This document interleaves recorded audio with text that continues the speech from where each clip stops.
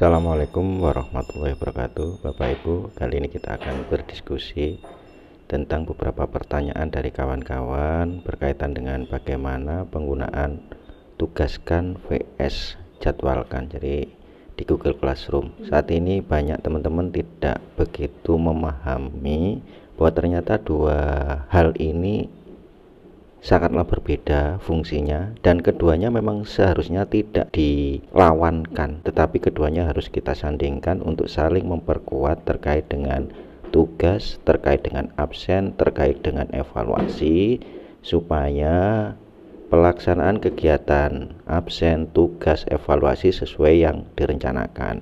Ada beberapa kasus teman-teman itu anak yang belum jatuh tempo mengerjakan tugas, tapi tugasnya sudah dikerjakan oleh anaknya.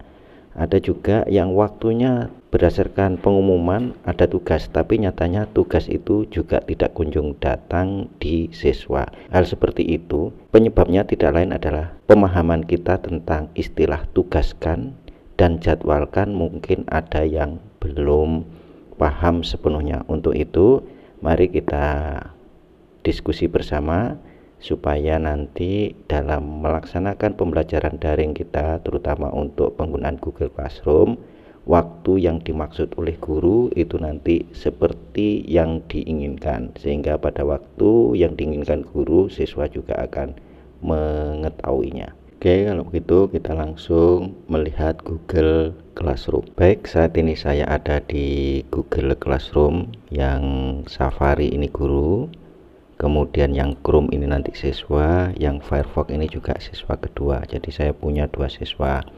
Nah sekarang Bapak Ibu, di guru ini nanti saya mengambilkan contoh absen. Bisa jadi ini nanti yang terjadi adalah di tugas Bapak Ibu.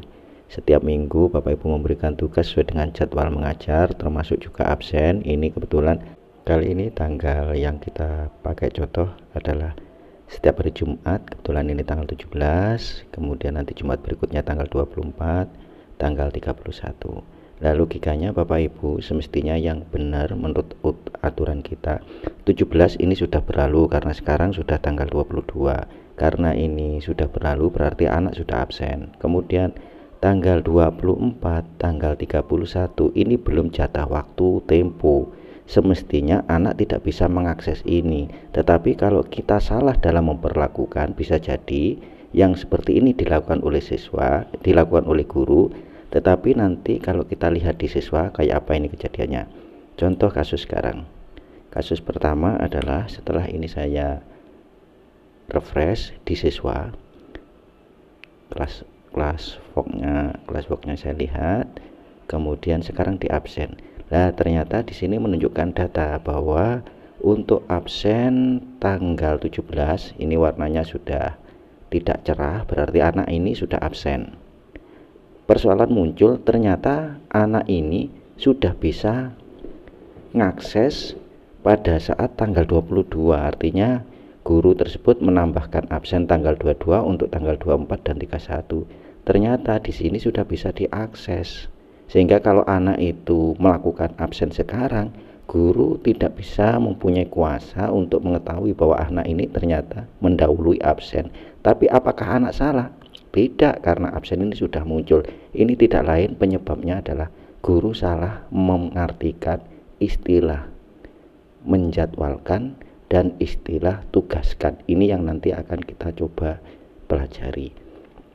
Nah sekarang kalau kita lihat di anak yang ketiga apa yang terjadi. Oke, semestinya juga tetap sama.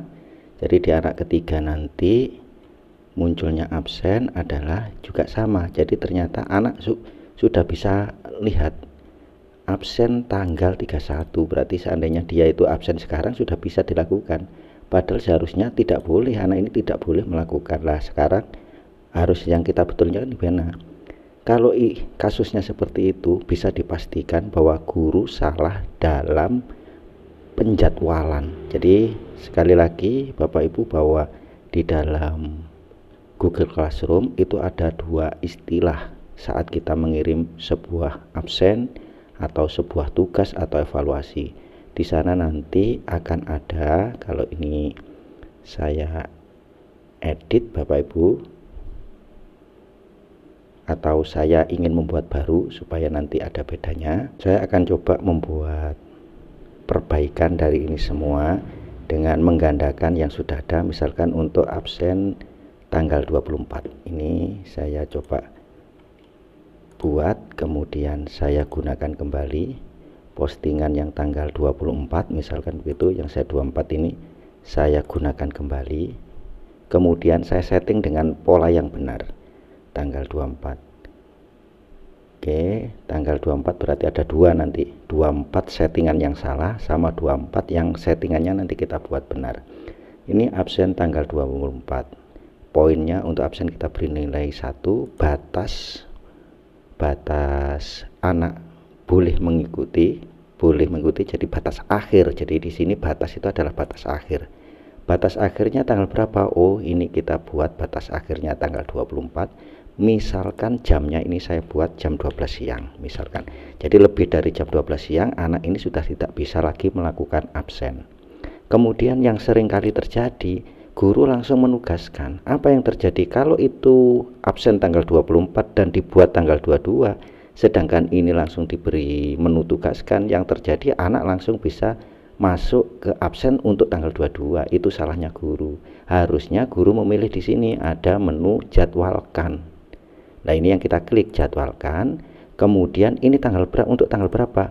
Ini untuk tanggal 24. Kalau tenggat di sini adalah batas akhir, maka jadwal tugas ini justru jam pertamanya jam berapa? Awal kegiatan dimulai awal jam berapa? Misalkan saja untuk Jumat tanggal 24 ini guru melakukan pembelajaran mulai jam 7.00. Artinya kalau sudah seperti ini membacanya adalah guru menjadwalkan absen ini, anak boleh absen dimulai dari jam 7 tanggal 24 dan diakhiri pada jam 12 tanggal 24. Oke, saya jadwalkan, kemudian sekarang posisinya saya mempunyai tanggal 24 itu 2. Jadi 24 yang baru saja kita edit, kemudian yang ini 24 yang lama. Bedanya di siswa bagaimana? Bedanya di siswa ini nanti kalau saya buka di siswa, saya refresh di siswa tanggal 24 tadi. Nah, di absen, nah di sini absen itu hanya ada absen 24 saja, sedangkan absen editan tanggal 24 belum muncul di sini. Jadi ada perbedaan. Jadi karena tadi kita jadwalkan tanggal 24, maka absen ini akan muncul atau tugas akan muncul pada saat dijadwalkan. Ini yang kita maksud yang benar, sehingga nanti anak tidak melakukan kewajiban mendahului dari apa yang kita tetapkan. Contoh lain misalkan begini, biar nanti kelihatan hasilnya.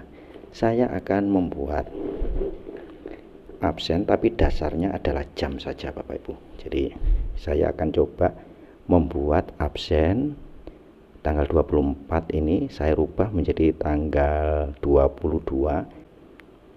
Baik, saya akan mencoba membuat simulasi pada jam sekarang supaya nanti Bapak Ibu tahu pola jadwal dan pola tugaskan. Saya tetap menggunakan tanggal yang sekarang tanggal 22, kemudian jamnya sekitar ini supaya nanti tahu bedanya. Baik, sekarang saya akan mencoba merubah tanggal 24 menjadi tanggal 22. Nggak usah membuat Bapak Ibu, cukup saja kita gandakan dengan cara gunakan kembali postingan. Kita cari yang tanggal 24, yang tanggal 24 awal ya. Oke, kita rubah settingannya saja. Jadi yang tanggal 24 kita akan buat absen ini atau tugas ini, boleh saja tugas ini kebetulan absen tanggal 22. Kemudian batas akhirnya ini 21.37 mulainya jam sekarang. Saya akan membuat tetap tanggal 22 tapi nanti jamnya saya buat katakanlah ini jam 23. Jadi sampai dengan anak boleh absen sampai dengan jam malam nanti jam 24. Oke, ini tenggatnya, batas akhirnya. Nah, sekarang saya ingin membandingkan kalau nanti saat ini jam berapa dan seterusnya. Ini masih 37. Saya ingin menjadwalkan di jam 39. Oke. Saya jadwalkan tanggal 22, di sininya saya buat tidak 2137 tapi saya buat 21, di situ 40 biar ada waktu saya. Oke. 21.40 saya jadwalkan. Kemudian sekarang apa yang terjadi Bapak Ibu? Saat ini nanti kita coba lihat di sini di guru ini masih remang-remang karena memang belum waktunya muncul. Nanti jam 21.40 ini belum muncul. Artinya Bapak Ibu, kalau saat ini kita lihat di mana di siswa, apakah nanti kira-kira di siswa sudah muncul? Pertanyaan itu pasti jawabannya itu nanti di siswa belum muncul. Kita cek sekarang. Absen tanggal 22 Juli tahun 2020. Oke, kita cek. Absen 21. Oke, 21 20 absen. Lah di sini tanggal 22 belum ada. Kenapa? Karena di sini juga masih 39. Padahal ini tadi jatahnya dijadwalkan 22 Juli 21.40 karena di sini 2139. Kalau kita refresh di siswa, ini kita refresh lagi. Absen tanggal 22 otomatis juga belum muncul karena kita jadwalkan 21.40, ini masih 21.39. Inilah Bapak Ibu yang saya maksud dengan proses penjadwalan, supaya nanti Bapak Ibu tidak keliru pada saat pemberian materi daring, terutama kalau evaluasi atau penugasan. Jangan sampai pada waktunya belum muncul atau sebelum waktunya soal atau tugas sudah ada, sehingga Bapak Ibu anak-anak bisa ngeropel lebih dulu, tugas semuanya dikerjakan terlebih dulu. Pada saatnya jam Bapak Ibu anak-anak sudah leha-leha, padahal tidak seperti itu yang maksudkan. Baik, sekarang ini sudah 21.40, semestinya tugas harusnya sudah mulai keluar untuk absen ini tadi yang tanggal 22. Kita refresh lagi. Mudah-mudahan di sini sudah keluar untuk absen tanggal. Kita refresh lagi untuk tanggal 22, kita lihat lah itu sudah mulai keluar tanggal 22.